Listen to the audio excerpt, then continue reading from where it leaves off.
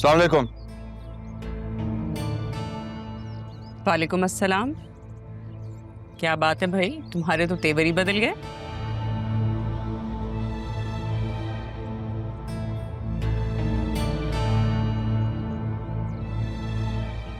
मैं कुछ समझा नहीं। समझ तो तुम गए हो। हालात बदलने से इंसान की औकात और हैसियत नहीं बदलती। माना कि तुम सरकार के मुलाजिम हो, लेकिन इस घर की मुलाजमत तुम पे और तुम्हारी माँ पे अभी भी फर्ज है। लिहाजा ये जो तुम्हारी कमिश्नरी है ना, इसे अपने दफ्तर तक ही रख के आया करो।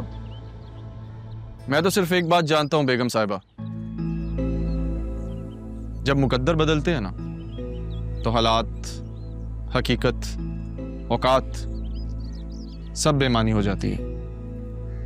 अच्छा, तो क्या मैं ये समझूं कि तुम्हारे मुकद्दर तुम्हारे हालात पे मेहरबान हो गए हैं?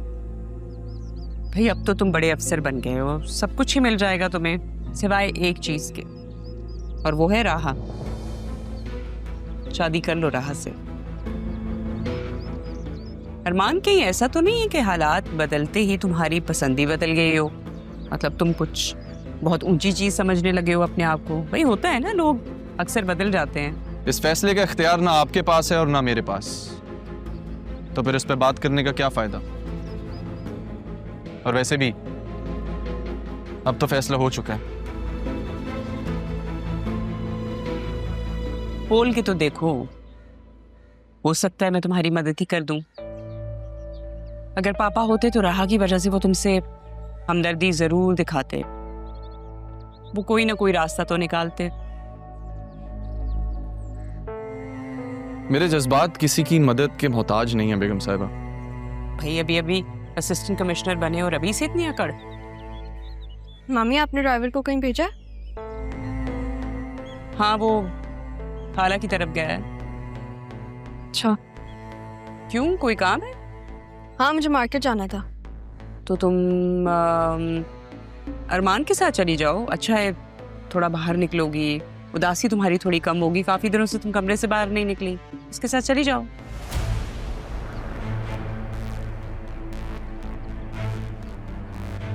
नहीं, मैं ड्राइवर का वेट कर लेती हूँ, रहने दें। अरे राहा, चली जाओ ना। तुम तो ऐसे कह रही हो जैसे कभी इसके साथ गई ही नहीं बाहर। ड्राइवर को तो आने में टाइम लगेगा ना अभी।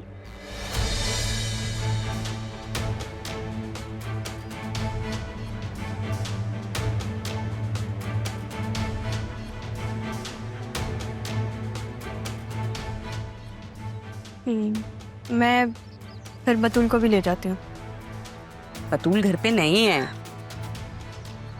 जाओ तुम इसके साथ। ठीक है।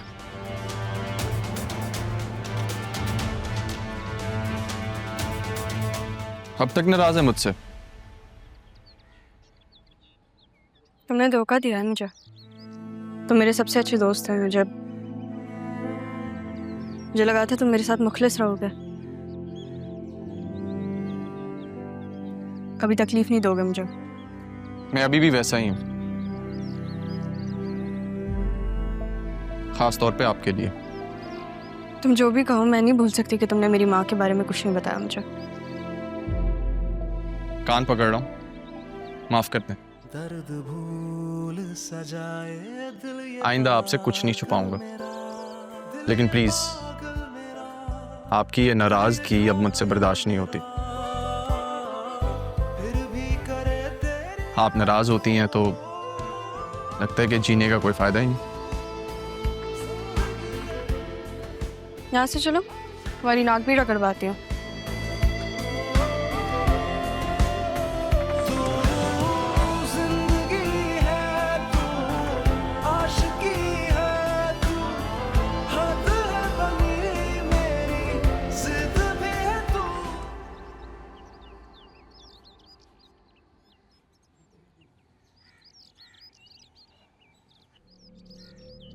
कहाँ जा रहे हो तुम दोनों?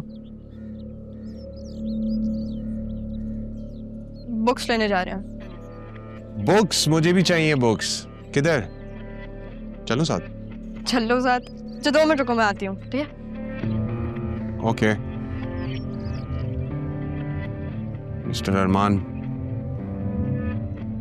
मेरी शादी होने वाली है राहा के साथ। तुम्हें ड्राइवरी करने की जरूरत नहीं है, मैं ले जाऊंगा उसे। ठीक है, ले जाओ। मैं भी तो देखूं कहां तक ले जाते हैं। मैंने जो देखना है वो देख लूंगा, लेकिन तुम उससे दूरी बना के रखो। तुम्हारी इज्जत के लिए और मेरी इज्जत के लिए भी बेहतर होगा। चले जाओ यहां से। यहां से तो मैं चला जाऊंगा, लेकिन याद रखना वक्त सबका आता है, और अब मैं अपने वक्त पे आऊंगा। ठीक है, जाओ, अपने वक्त पर आना।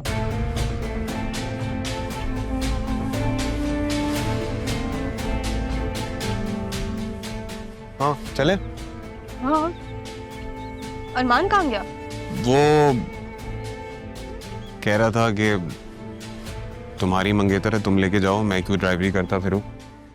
अरमान ऐसे कैसे कह सकता है? अभी मुझे सॉरी बोल रहा था और अब? अच्छा, मैं उससे बात करके आती। अरे नहीं, क्या बात करोगी, इतनी अजीब सी बात करके गया है। चलते ना, हम देर हो रही है हमें।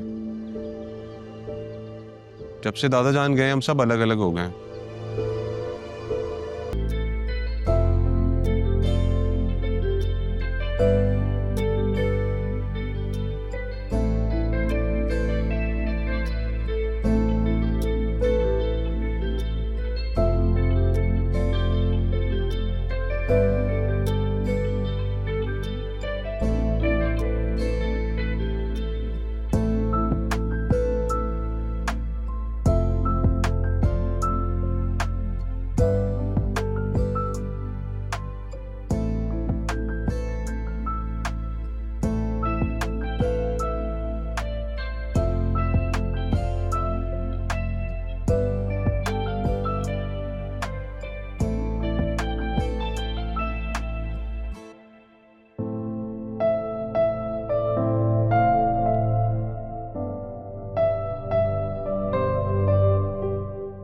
हाँ,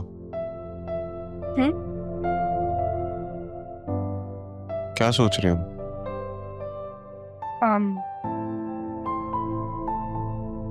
जरीन, तुम्हें पता है ना कि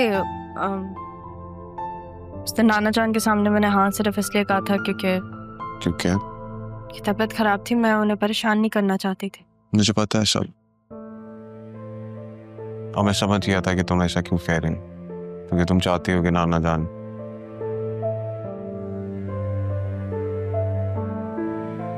राह, मैं तुमसे बात करने आया हूं क्योंकि मैं तो बहुत अटैच था